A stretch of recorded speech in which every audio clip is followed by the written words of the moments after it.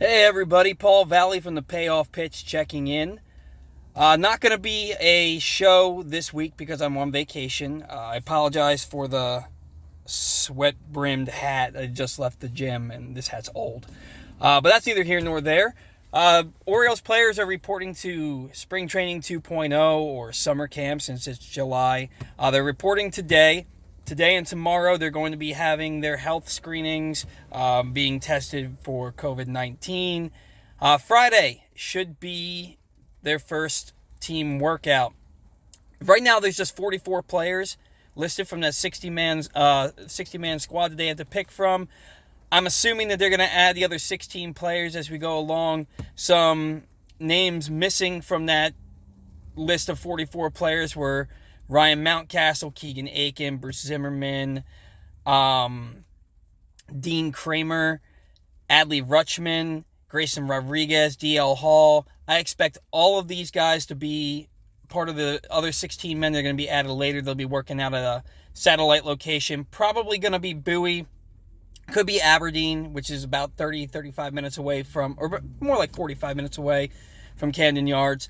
We might see a few of the Orioles 2020 draft picks on that amongst those other 16 men.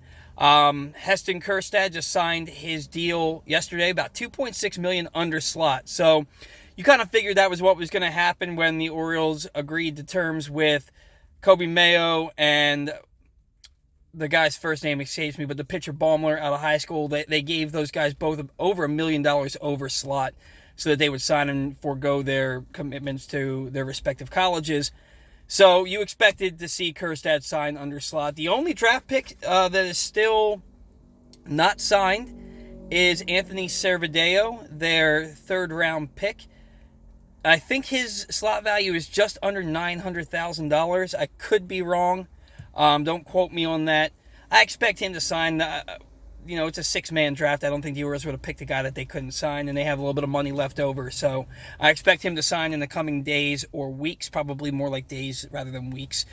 And I think that we could see some of those guys. I think that we could see a Kjerstad or a Jordan Westberg or maybe Hudson Haskin as part of those 16 men that haven't been named yet. I do know that there's going to be guys that they think, most of the guys are going to be guys that they think can help them at the major league level at some point this year. Again, I think we have a shot at seeing Adley Rutschman, especially when you have that taxi squad on the road to help the team. One of those guys has to be a catcher. I think it's going to end up being Brian Holiday to start the year, but maybe towards the end of September, it could be Adley Rutschman. Who knows?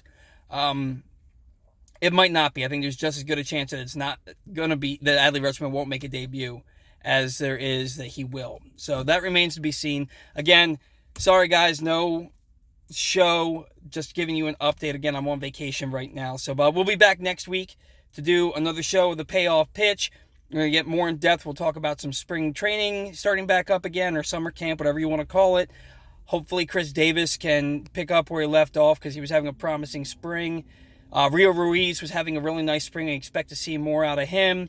And maybe we'll be able to talk about where Richie Martin's going to end up. They just announced yesterday that the minor league season isn't happening, so you would assume that Richie Martin has a spot on the team then because they want to keep him progressing. They want to keep developing him. So anyway, thanks for tuning in to this update for the Payoff Pitch. Once again, I'm Paul Valle. We'll see you for a full show next week. Until then, as always, go O's.